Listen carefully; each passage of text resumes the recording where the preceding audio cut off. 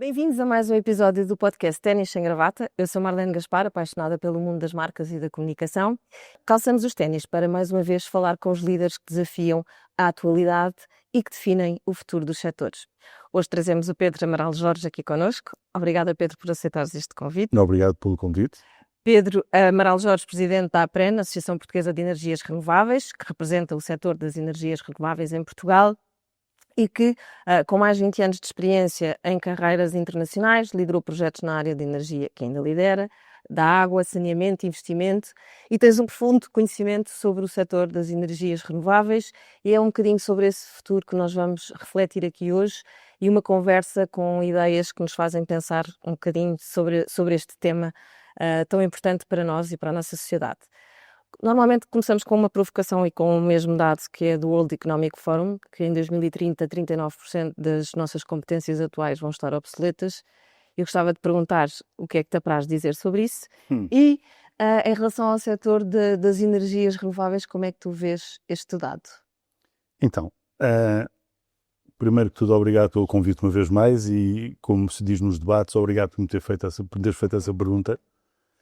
O que eu acho que nós vamos assistir com o tema da obsolescência não é que essas funções deixem de existir, elas vão passar a ser desempenhadas por androides, por robôs, por software e, portanto, nós vamos passar a ter automatização de processos, sejam eles agora sem entrar muito em tecnicalidades, com algoritmos de machine learning, que é muito o que se utiliza hoje em dia para fazer, por exemplo, análises de radiografias e se conseguirem criar padrões, enquanto que um bom radiologista é capaz de analisar, 30, 40 radiografias em qualidade por dia, uma máquina pode analisar 1 milhão por hora e, portanto, a criação de padrões pode efetivamente criar obsolescência.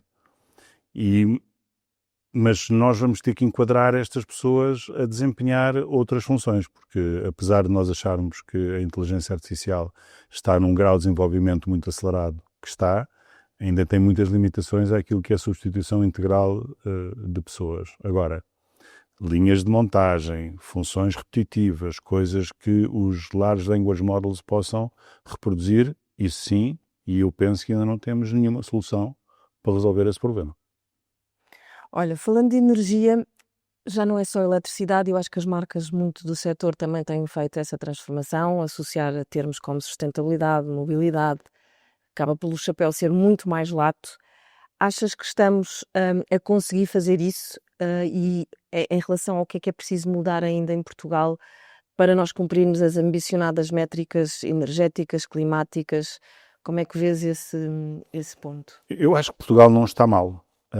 O tema de Portugal é que não está mal para o paradigma que nós temos hoje, mas não para aquilo que pode ser o país em termos de desenvolvimento futuro.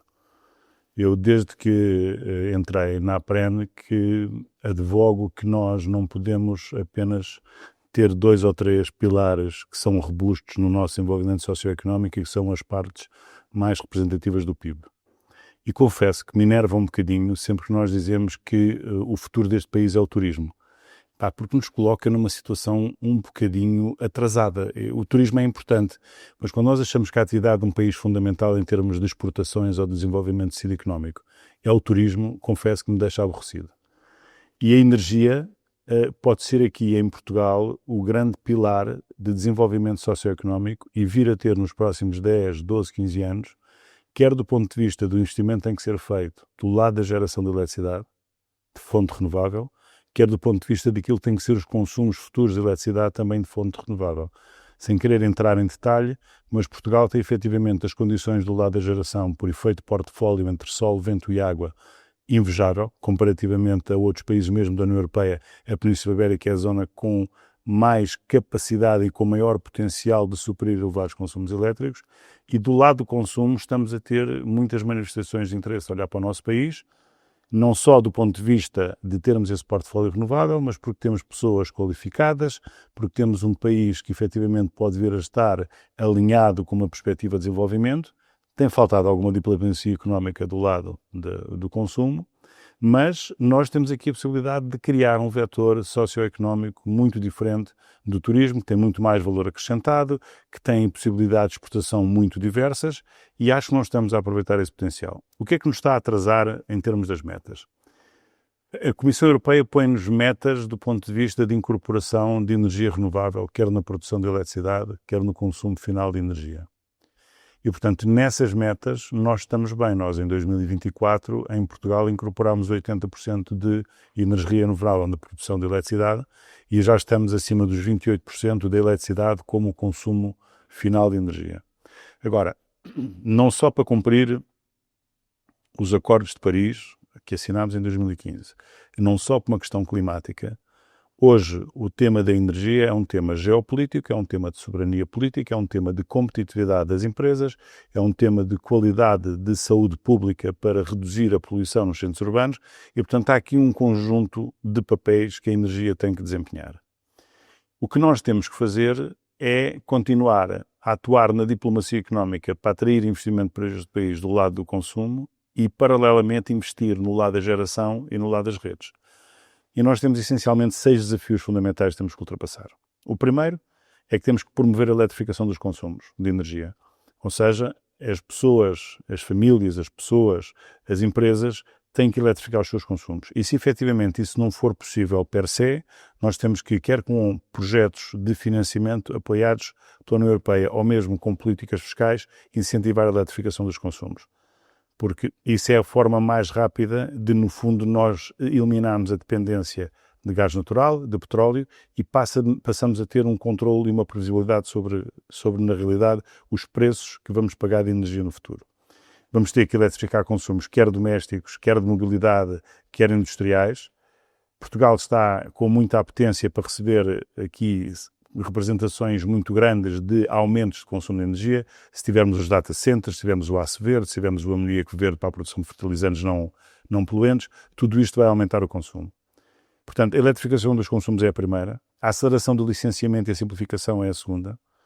Agora vou entrar aqui num jargão, o desenho do mercado elétrico, ou seja, a forma como as pessoas e as empresas compram eletricidade tem que mudar, porque eu hoje se eu consigo fazer um pacote com qualquer operador de telecomunicações com um preço fixo de acesso à rede móvel de 2 anos, não há motivo nenhum, se toda a minha fonte de eletricidade for de fonte renovável, que eu não consiga fazer o mesmo tipo de contratos a 2 anos de preços fixos. E temos que conseguir dar esse passo. Portanto, aumento dos consumos, eletrificação dos mesmos, licenciamento, desenho de mercado. Depois temos 3 coisas que são fundamentais. Eu não consigo escoar eletrões se não tiver uma rede elétrica. Portanto, não adianta nada eu aumentar só a geração e aumentar só o consumo se a rede elétrica não acompanhar o seu desenvolvimento. E isso tem que ser feito quer na rede elétrica de transmissão, quer na rede elétrica de distribuição. Depois vamos ter que gerir a utilização do território de forma racional.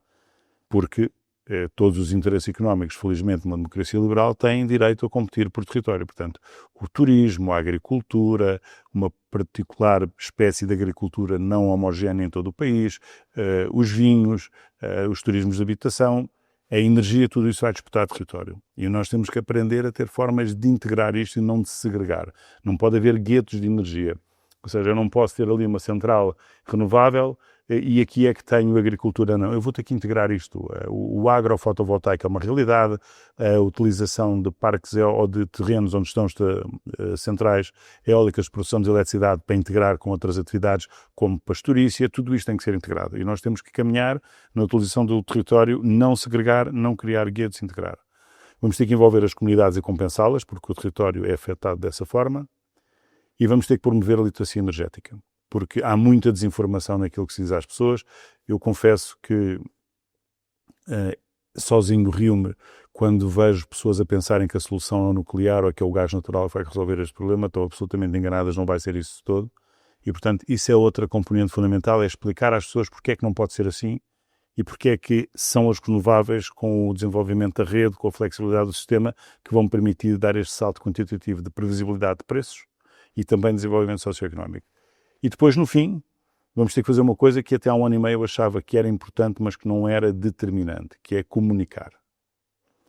Comunicar hoje é o que vai poder ter mais ou menos impacto na forma como governantes, políticos no sentido de elaboração de políticas públicas e entidades podem efetivamente estar mais ou menos à vontade para acelerar ou desacelerar toda esta transição. Porque é muito fácil criar buzzwords, perdão-me o anglicismo, e dizer que determinada situação de renováveis é isto, ou porque destrói árvores, ou porque afeta território, mas depois nunca ninguém quer ver a história completa, não querem ver como é que os centros eletroprodutores podem efetivamente preservar a biodiversidade ou restaurar ecossistemas, voltar a soluções autóctones de terrenos que na realidade passaram por processos agrícolas forçados e quando voltam à sua base natural, quer do ponto de vista de fauna, quer do ponto de vista de flora, conseguir efetivamente restaurar o seu ecossistema natural, e tudo isto tem que passar a ser comunicado. E tem que ser comunicado também numa linguagem simplificada, portanto, consumo, licenciamento, desenho de mercado, redes, utilização do território, comunidades e comunicação. São os fatores mais desafiantes neste momento para nós conseguirmos chegar às metas. Nós já estamos nas metas, mas o que nós podemos vir a fazer no futuro, se conseguirmos com isto atrair investimento para consumo de energia renovável e para produção de energia renovável, a gente pode ter aqui um salto quantitativo de mais de 20% do PIB. Falaste aí duas coisas super relevantes e que também, tocando um bocadinho aqui a nossa brasa à nossa sardinha da comunicação, é difícil comunicar quando há falta de literacia energética e quando, efetivamente, e temos muitas conversas até sobre isso, o setor energético tem essa responsabilidade também de ajudar a ser pedagógico, a educar, porque o cidadão se calhar podia fazer mais também se tivesse mais conhecimento. Numa linguagem que é difícil de assumir e que muitas vezes é quase o consumidor diz, explica-me como se eu tivesse 4 anos o que é que eu tenho que fazer, ou o que é que eu ganho com isso. É preciso também exigirmos, se calhar, mais em termos de governance, que essa comunicação seja mais clara, seja muito mais transparente, ou como é que se adota. Esse é um grande desafio e era uma pergunta que eu tinha porque tu és engenheiro de formação, e tens também esta responsabilidade de comunicar estas ideias mais complexas. Não é que as ideias não são complexas, mas a linguagem não é entendível para todos, porque nem todos temos esse conhecimento da componente energética. O que é que tu achas que é fundamental, ou qual é que seria o segredo? E já falaste de utilizar estes canais desde o governo e tudo mais para comunicar, mas qual é que seria uma fórmula de ser mais compreensível, de ser mais envolvente e também usando aqui a expressão em inglês, ser mais engagement para o consumidor, porque muitas vezes parece que é tudo tão complicado, como é que nós podemos fazer coisas diferentes? Sei lá, analisar a fatura de eletricidade parece uma coisa complicada, mas analisar a fatura da água, do saneamento dos resíduos sólidos urbanos do município também não é simples. Eu acho que efetivamente nós temos que criar, no fundo, ferramentas para ajudar as pessoas a interpretar isso. No caso, por exemplo, da escolha de comercializadores de eletricidade, a ERSE já o faz. Mas o tema aqui da comunicação é que nós temos que simplificar os conceitos para que as pessoas consigam perceber, no fundo, toda a cadeia de valor de como é que isto se passa e não única e exclusivamente naquilo que é o valor final. Eu vou dar um exemplo concreto.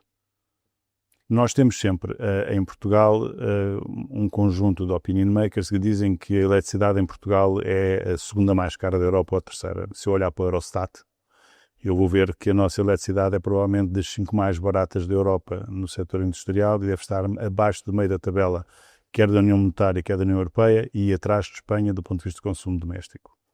Porquê é que a tarifa final não reflete isso? Porque há outras componentes da tarifa. Eu na tarifa tenho a componente da energia, tenho a componente das redes, tenho a componente dos impostos, e depois tenho a outra componente dos chamados política energética.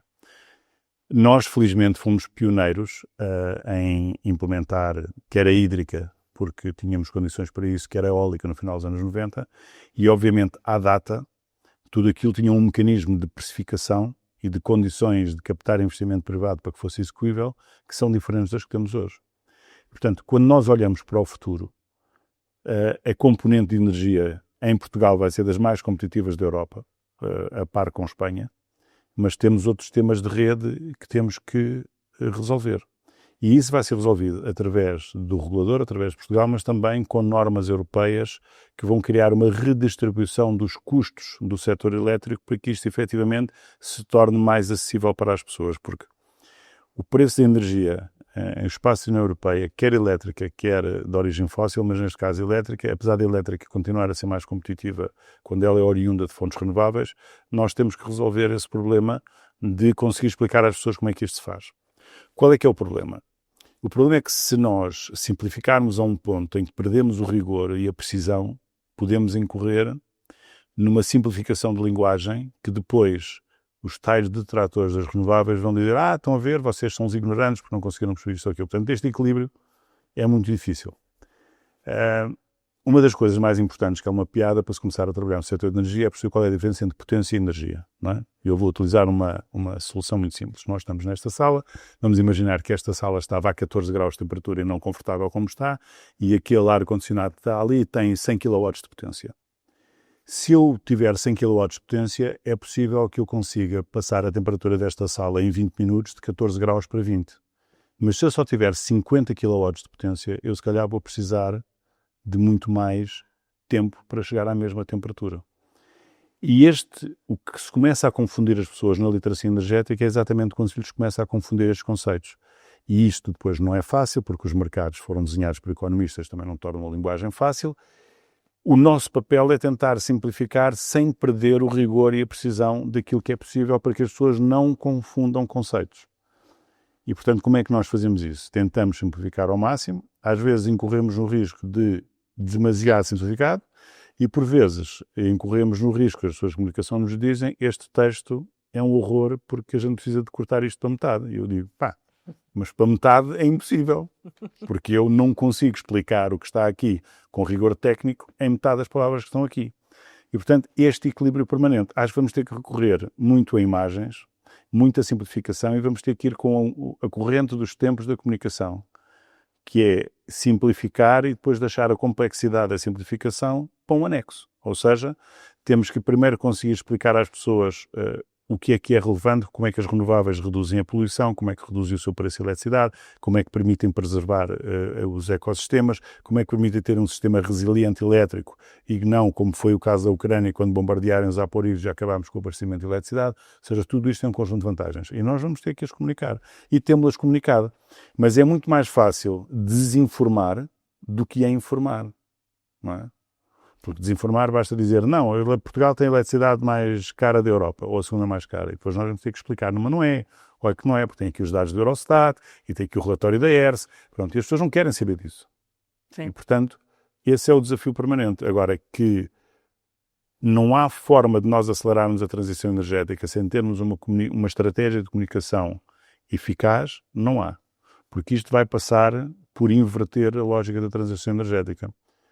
Eu até há 1 ano e meio achava que a transição energética ia acontecer top-down, ou seja, ia acontecer de policy makers, governantes, entidades, cidadania e empresas, e acho que vai ter que ser ao contrário. Vai ter que ser pessoas, empresas, a pressionar para que isso aconteça, para que os policy makers e instituições se sintam forçadas, no bom sentido, a acelerar esse processo. E, portanto, nós temos que mostrar às pessoas quais são as vantagens de nós fazermos a transição energética e serem elas a fazerem escolhas de processos governativos que defendam essa agenda.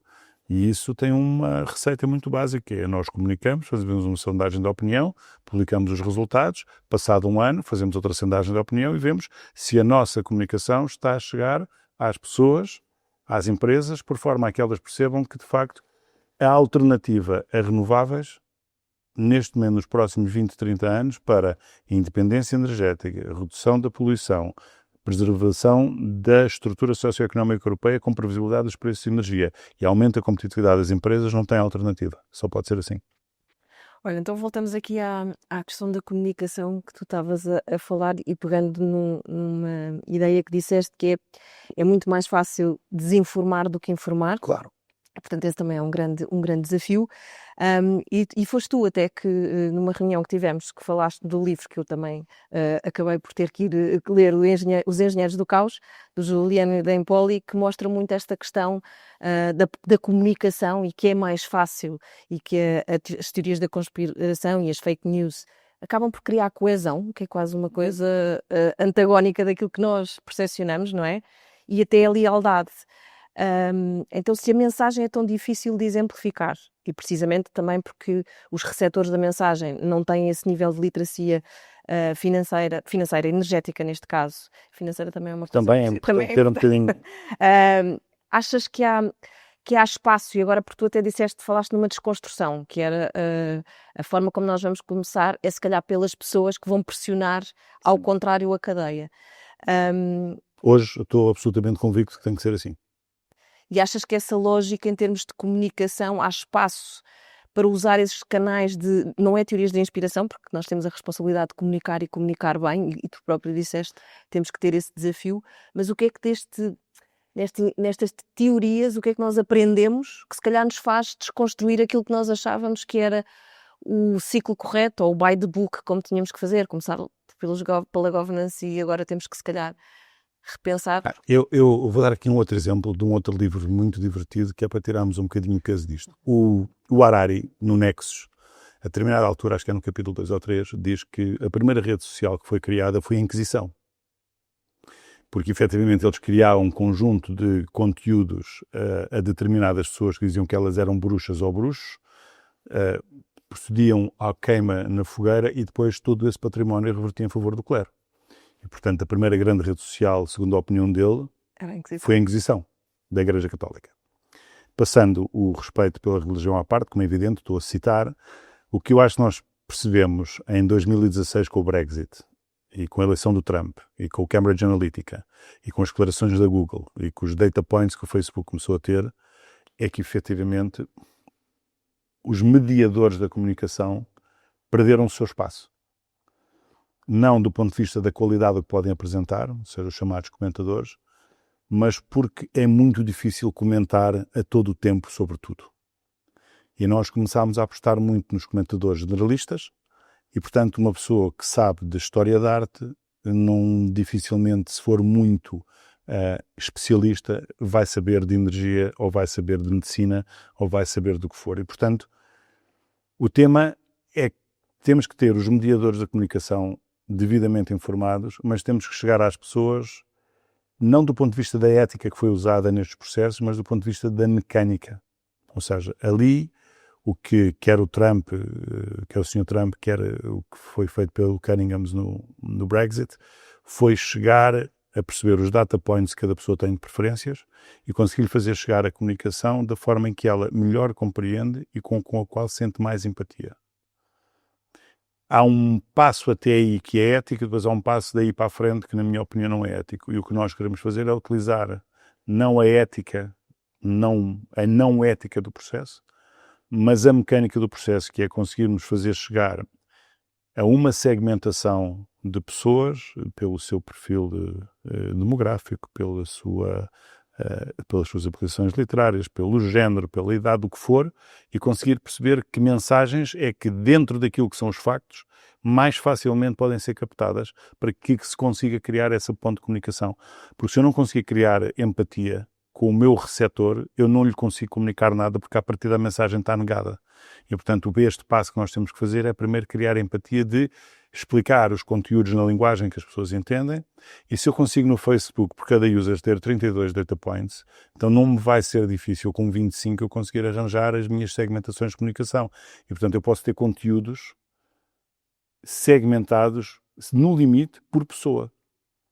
E nós nunca utilizámos essa ferramenta, porque como estávamos do lado bom da história e estamos, ou seja, temos todo um conjunto de externalidades positivas aqui, nunca nos passou pela cabeça que isso fosse necessário. E eu, na minha opinião, hoje, isso é absolutamente necessário, porque essa mecânica de comunicação é absolutamente fundamental. Vamos poder prescindir da imprensa, da televisão? Claro que não. Mas os mediadores de informação têm que ser pessoas especializadas no setor, porque senão elas não vão conseguir perceber muitas das coisas que dizem. Até porque as pessoas também mudaram a forma como consomem a informação. Claro. Portanto, a forma, o lugar, Claro. a pesquisa, e por isso também temos que nos adaptar. Mas eu com isto não estou a dizer que o jornalismo é Sim. absolutamente fundamental, mas, como eu costumo dizer, nós temos que fazer, sei lá, vou dar aqui um exemplo sem ferir suscetibilidades, temos que fazer muito coisas tipo Ezra Klein no New York Times, não é? Porque se não for aquele nível de jornalismo, não dá. Ainda falando na comunicação e o apagão ibérico que aconteceu este ano, também teve aqui a parte da comunicação que foi, durante muito tempo, não se percebia o que é que estava a acontecer. E recordo também na última conferência da APREN que havia a expressão de há o antes do apagão e o depois do apagão, não é? Sim. Como é que nós conseguimos construir, manter a rede de confiança entre os operadores, os reguladores, os produtores e nós como consumidores, neste contexto de energia limpa e descentralizada que está a crescer cada vez mais, porque foi um marco que todos nós sofremos e agora tememos, não é? Porque estamos sempre à espera de que pode voltar a acontecer. Como é que a comunicação também teve aqui este papel e como é que Eu acho que quando o apagão ocorreu no dia 28 de Abril, eu por acaso não estava em Portugal, azar dos Tavras, e fiz depois um conjunto de comunicação. Mas estavas na Península Ibérica? Ou... Não estava todo, tanto que eu estava em Abu Dhabi. E num evento, porque nós fazemos algumas emissões de tentativa de captação de outro tipo de associados com expressão maior, eu estava lá num painel sobre energia, sobre combustíveis sintéticos de origem não biológica, que pode ser também uma das grandes faixas de investimento em Portugal.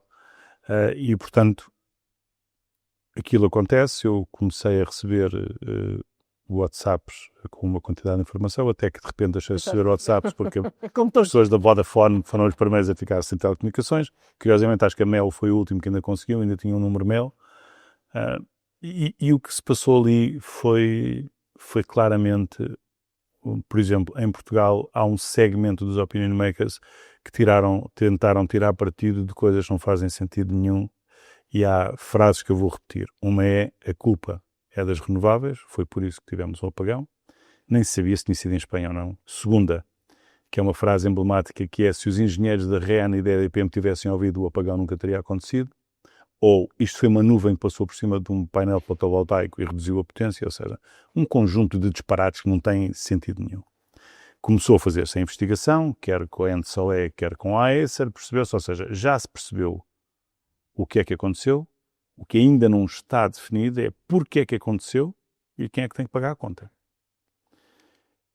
A nossa infraestrutura caiu porque, como nós temos 4 gigawatts de interligações entre Portugal e Espanha, no momento em que se dá um acidente daqueles, é tipo um tsunami. Quer dizer, é impossível de impedir e não vale a pena pôr barreiras, porque a água vai chegar onde tiver que chegar enquanto a sua lei natural de gravidade e de quantidade de movimento for, e neste caso as leis elétricas imperaram, ou seja, eu desconectei uma quantidade de geração e de repente a rede não conseguiu recuperar, França cortou-nos a interligação e, portanto, o que é que ali se começou a comunicar bem? Começou a comunicar-se bem quando as entidades começaram, cada uma delas, a explicar o que tinha acontecido. E, portanto, a partir daí, estes opinion makers que tinham, em 30 segundos depois do apagão, já percebido tudo o que tinha acontecido, não fizeram nenhuma análise forense, sabiam de tudo, estavam absolutamente convencidos, e depois, passado 3, 4 semanas, vê-se que não é nada daquilo, e ninguém chama esses opinion makers à televisão e diz: o senhor, diga-me lá, então, há 4 semanas esteve aqui a dizer isto, agora explique-me lá onde é que se baseou para tirar uma conclusão em 30 minutos depois do apagão para afirmar. E esse é o problema da comunicação. Sim, porque as erratas normalmente não têm o mesmo espaço mediático, nem espaço, e quando têm também não são vistas pela mesma quantidade de pessoas, não é? Mas aí é que corrigir a informação é mais difícil. Mas é que eu acho que aí, por exemplo, o canal de mídia e televisão vai perder. Se a televisão achar que vai criar a mesma polarização com programas televisivos que se consegue criar, por exemplo, no X, antigo Twitter, com arregimentamento de, nem sei se essa palavra existe, de uma quantidade de tropas e de espingardas de um lado e do outro, acho que vai perder, não está a perceber que vai perder, até porque as novas gerações não consomem televisão. A minha mãe consome televisão, a minha tia consome televisão, mas eu próprio já não consumo televisão e sou muito velho. Não, praticamente não consumo, porque eu agora, quando quero ter fontes de informação, vou aos sítios que eu sei que são fidedignas. Vou às fontes, não vou aos mediadores. Eu já não leio, naquilo que eu trabalho, eu não leio mediadores nenhuns, eu vou às fontes. Isto aconteceu, então deixa-me lá ver o site tal, onde efetivamente isto é publicado, não leio mais.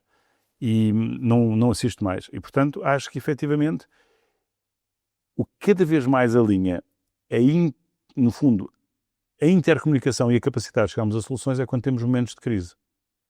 Ou seja, com a invasão da Ucrânia, nós chegámos a ter eletricidade em Portugal no mercado diário, intradiário, a cerca de 400 ou 500 euros megawatt-hora, quando hoje a média deve ser para aí 80. Isso levantou uma quantidade de soluções para conseguirmos mitigar os impactos negativos. E eu acho que às vezes, cada vez que surge uma crise destas, as pessoas têm mais fluidez na sua comunicação e na forma como se alinham para resolver problemas do que quando as coisas estão business as usual, sem, no fundo, disrupções. Má notícia. O mundo em que nós vamos entrar vai ter disrupções todos os dias. Portanto, as disrupções vão passar a ser o novo normal e nós temos que, dentro daquilo que é possível antecipar, conseguir efetivamente alinhar. Mas Portugal, por acaso, nas instituições competentes, quando foi o apagão, eu diria que nós tivemos um comportamento exemplar.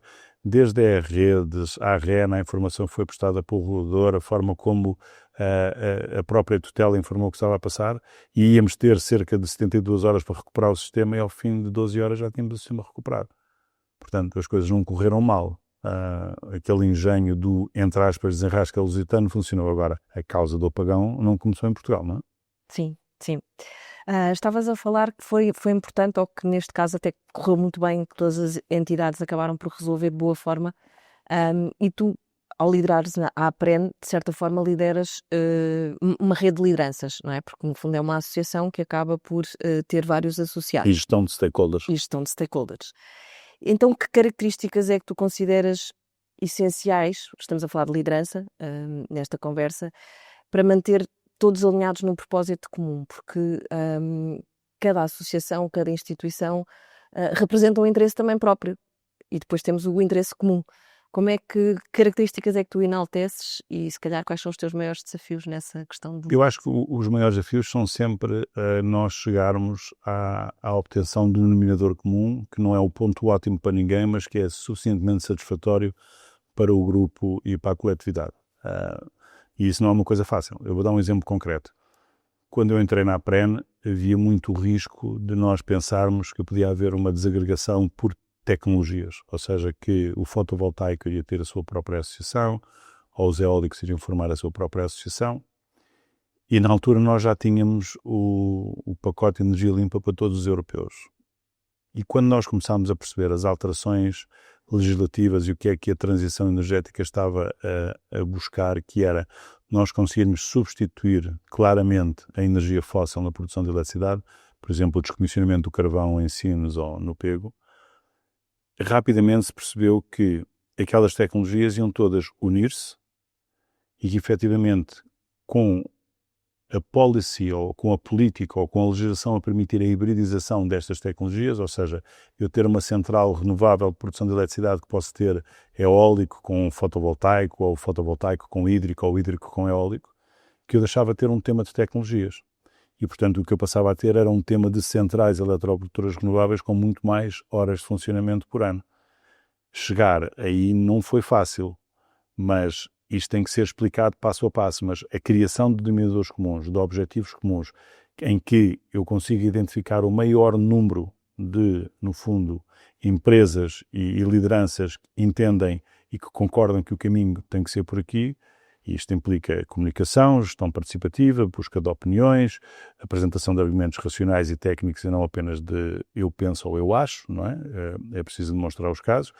Muita interação com todos os stakeholders, quer nacionais, quer europeus, para que nós tenhamos sempre a fonte de informação mais recente possível e com isso consigamos, no fundo, estar a trilhar este caminho de alinhar, porque neste momento continuam a haver, no fundo, interesses que não são comuns a todas as empresas ou a todas as instituições, mas acho que quanto maior for o denominador comum, mais fácil é alinhar esses interesses.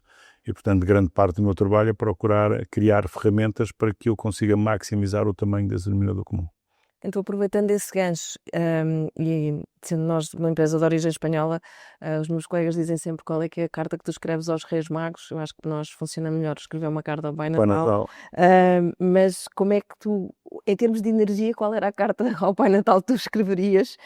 E um bocadinho o teu objetivo, sendo que já falaste nesse, de encontrar um denominador comum e para o qual todos contribuem. Não, mas um concreto, ou seja, para 26 e 27, eu acho que o que eu pediria ao Pai Natal era que nós conseguíssemos, aumentar a eletrificação dos consumos, 2, estabelecer claras as regras de contratação de eletricidade a prazo para beneficiar quer pessoas, quer empresas com preço a longo prazo e também permitir aos geradores apostarem no investimento e permitir que a rede elétrica consiga demonstrar ao regulador que as redes são precisas.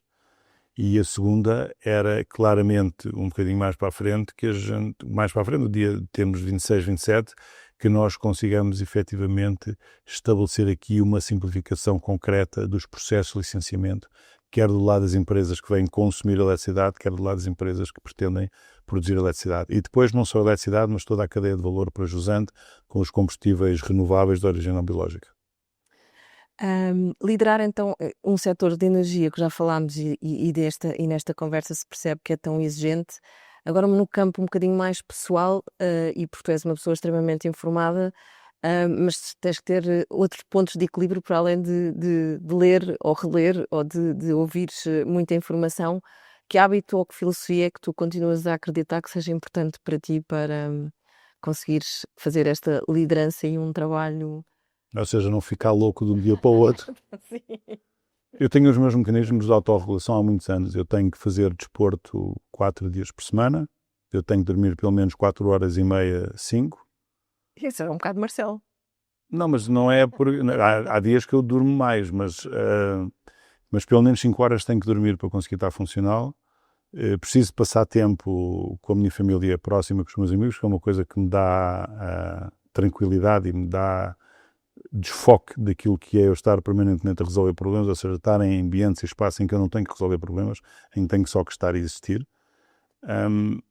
E pronto, e como sou velho, aprendi a criar aqui um conjunto de mecanismos de regulação para conseguir ter aqui alguma linearidade, ou o mais possível de linearidade, dentro da ausência total de linearidade nos tempos em que nós vivemos, não é? Sei lá, um evento crítico há 20 anos, entre chegar a um jornal, um programa de televisão no fim do dia, uma repercussão. Hoje em dia, qualquer tema, 45 segundos depois, está nas redes sociais está a alertar 100 pessoas, essas 100 pessoas precisam de um ponto de foco para perceber o que é que se está a passar e começamos a criar aqui um turbilhão de procura no fundo, das justificações do que é que aconteceu, porque é que aconteceu, pronto, e isto gera uma não linearidade porque no nosso dia-a-dia isto acontecia com uma determinada periodicidade e agora essa periodicidade está multiplicada por 100, não é? Sim. Acontece várias vezes por dia. É gerir muita energia de várias energias que estão sempre... Também é mais rápido a passar. É, porque os conteúdos são tantos que depois não têm memória para armazenar tudo aquilo, não é? Essa é a grande vantagem. Enquanto nós tínhamos um conjunto de eventos e a nossa memória retia mais tempo, que eram mais determinantes por mais tempo, hoje em dia não. Chegámos a sexta-feira, o que é que foi impactante na segunda-feira? Não sei, tenho que ver o e-mail para saber o que é.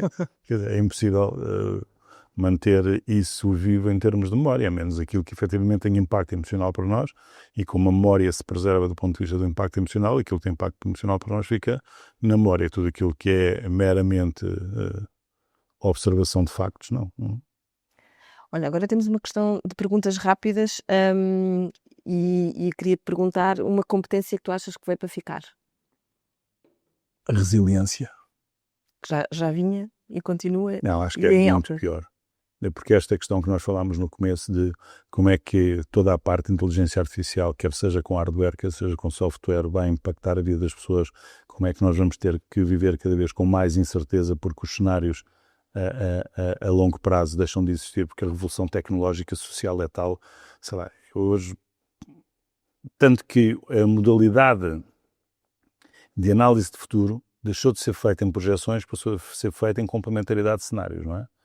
E, portanto, eu acho que resiliência é aquilo que nós temos que ter para conseguirmos ter um conjunto de coisas que elas têm que funcionar diariamente e não nos deixarmos arrastar por toda esta maré temporal, corrente, que nos afasta do ponto médio todos os dias, várias vezes por dia, não é? E uma buzzword, porque eu também não sei dizer isto em português, uma buzzword que dispensavas? Ouvir.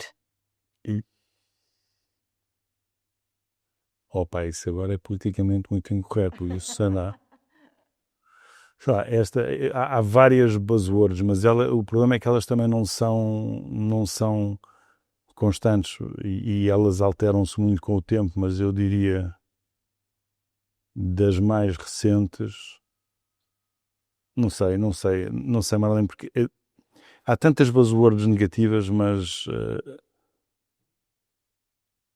é difícil escolher uma que seja a mais marcante. Não sei, qual seria para ti uma buzzword assim do final do ano 2025? Mas que eu dispensava. Sim. Também é uma pergunta difícil que eu não estava à espera de que me fizesses. Não, é porque é difícil, não é? Sim. Não sei, eu acho que o reskilling é uma coisa que eu já estou a ficar um bocadinho... E o fora da caixa? Mas eu agora vou correr o risco de imitar o Ricardo Araújo Pereira, ele vai dizer que eu plagiei, mas também aquele sítio de estou num local de solidão, numa paisagem de tristeza, essas buzzwords todas de alocarmos assim conceitos que não fazem nenhum sentido entre palavras, acho que isso também há um conjunto delas agora que eu também dispensava. Também há essas correntes, não é? Que agora também... Essas agora são... E são perigosas. Eu não sei se... Perigosas no sentido em que as gerações parece que se identificam com coisas, as novas gerações, se identificam com coisas, e agora porque pegaste no Ricardo Araújo Pereira ou tantas outras coisas que podemos ir pegando, mas que são coisas que para nós... Por exemplo, eu não quero fazer propaganda ao podcast que eles têm agora, o Zé Diogo Quintela, o Miguel Góes, o Ricardo Araújo Pereira, que assim vamos ter que falar de outra maneira. Mas aquilo tem uma originalidade de argumentação que eu tenho que lhes tirar o chapéu. E aquilo levou-me a pensar que, de facto, há muita coisa em comunicação ainda por descobrir. E a forma como eles fazem aquilo está tão bem feito que se falam de assuntos muito sérios 60 minutos a rir. E Normalmente o sentido do humor... E eu acho que eles estão de parabéns porque eles conseguiram, na minha opinião, com aquele formato, estava muito longe de pensar que seria possível. E aí depois pegámos no Jon Stewart, no Jimmy Kimmel e naqueles todos que passaram por aquele esquema de vocês vão ser despedidos porque não alinham por aquilo que eu digo, mas eu é que estou aqui para promover a liberdade de expressão, não é? Sim. E a liberdade de expressão eu acho que este ano acabou por ganhar uma visibilidade até também pelo episódio que aconteceu nos Estados Unidos, não é? Sim, o Jimmy Kimmel, não, aquilo é absolutamente brilhante. Ser despedido num dia e passar de 48 horas ser rimo quadrado, não é? Olha, e se calhar a marca que mais admiras, eu diria, então, estes podcasts que tu ouves... Não, isso não. Tenho marcas por coisas. Então, a marca desportiva que eu mais admiro chama-se Roger Federer.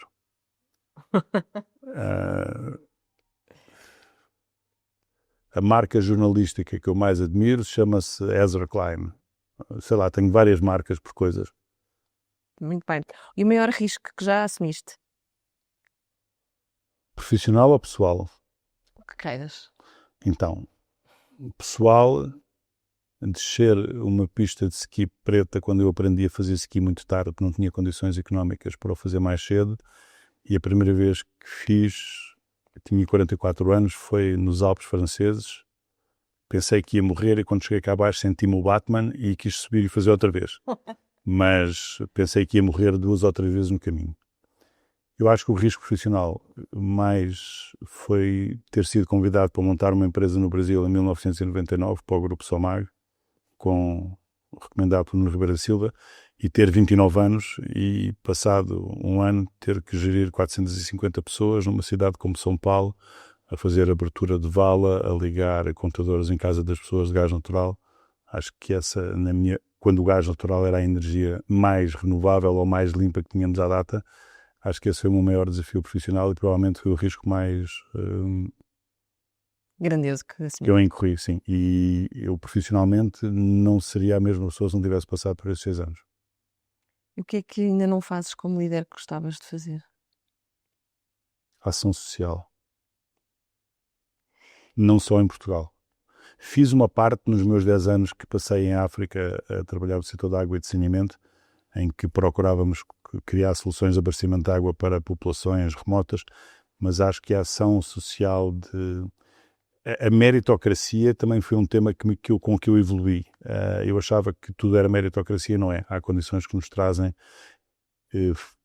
alguma favorabilidade e a sorte é determinante e, portanto, disseminar condições de acessibilidade a pessoas para conseguirem dar um passo naquelas coisas pragmáticas que possam ter uma vida melhor, para que possam viver mais serenas, para que não vivam permanentemente em ansiedade. Quando conseguir contribuir para isso, acho que é o meu próximo passo e ainda conto fazê-lo. Ainda não sei bem como, mas essa é a parte que me falta. Pode ser esse o legado que também queiras deixar? Ou... Sim, eu dediquei 10 anos à África nesse enquadramento. Confesso que tive alguma frustração, porque é muito mais difícil fazer coisas do que parece à partida. E o legado tem sempre muito a ver, não como nós nos vemos a nós próprios, mas como as pessoas nos viram nas trajetórias. Portanto, é muito difícil dizer qual é que vai ser, se é que vai ser algum meu legado. Acho que na minha família direta vou deixar algum, porque acho que consegui ter a sorte de ter um enquadramento familiar muito, muito favorável. Mas legado é sempre uma coisa que só fica, no fundo, na interpretação dos outros. Na nossa é muito difícil, não é? Pedro, obrigada pela clareza e pela generosidade com que partilhaste aqui estas reflexões hoje. Foi um privilégio conversar contigo sobre este futuro da energia, da liderança, do impacto social. Nós voltaremos para falar com outro líder, mais uma vez de ténis, e vamos ver se trazemos a gravata.